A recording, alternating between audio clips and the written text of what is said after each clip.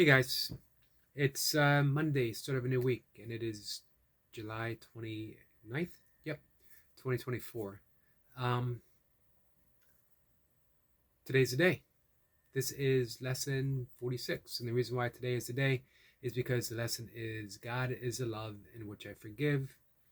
Many people who are familiar with Course in Miracles, even just a little bit, know that this is the path of forgiveness.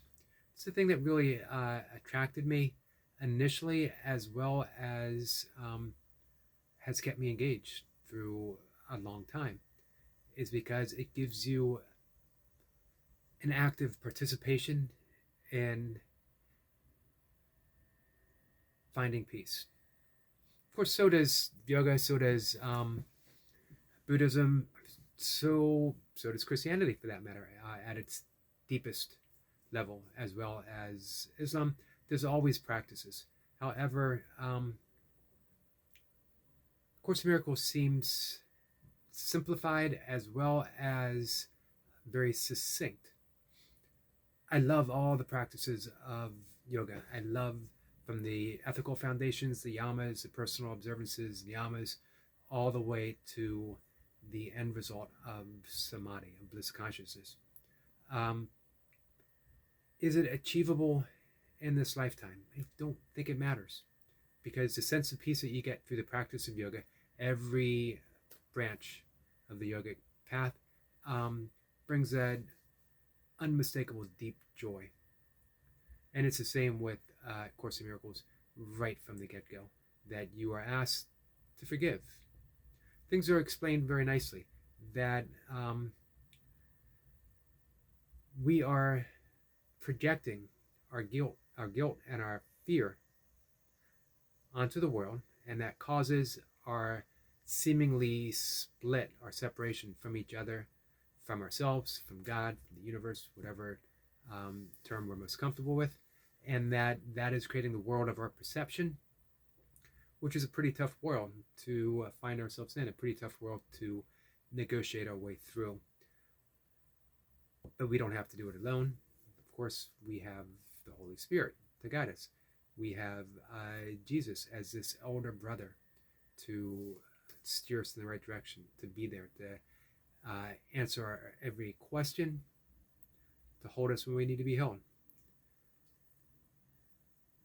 And we do this through forgiveness. That can also be a tough path. Man, how do I forgive something truly, truly horrendous that has happened to me? How do I forgive a murderer? How do I forgive someone who cheated me? How do I forgive a host of things, even something small? Because we're so used to holding on to our grievances, holding on to our resentments. We feel justified in those actions. And the ego absolutely loves those actions, because the ego gets to engage and gets to feel in charge and gets to have meaning. And since we are so identified with our ego, that means we get to be engaged, we get to be in charge, we get to have this specific meaning. So we're gaining something by attacking, by not forgiving, until we realize that we aren't, until we realize that we are draining ourselves of our life essence. We're draining ourselves to prana, that we are literally entrapped in the actions of another person. Keep us there. No way out until we learn to forgive, which sometimes, as I mentioned before, seems beyond us. So how do we do it? We don't. Lesson 46, God is the love in which I forgive. It doesn't say this humanness is the love that I forgive. It doesn't say it's the ego that forgives. It says God is love in which I forgive. So we offer it to God. We are not the ones that forgive.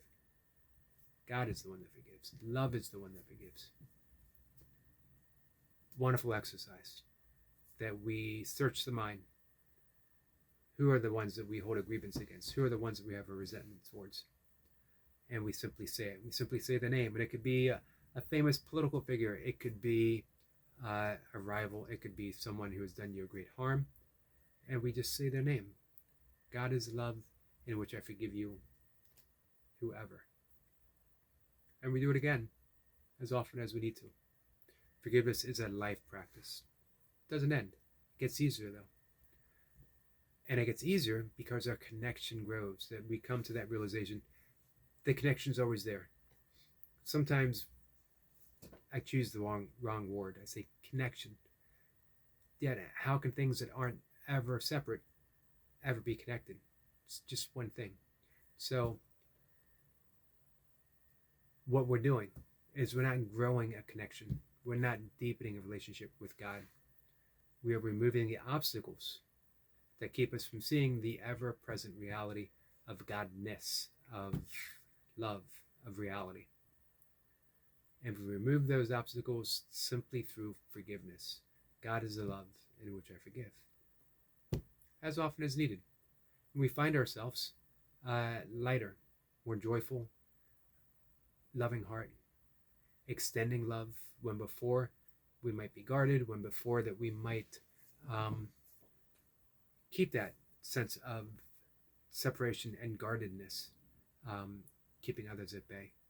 Now there's no need for that, because we can always forgive, because God is the love in which we forgive. With that, guys, lesson 46. Take care.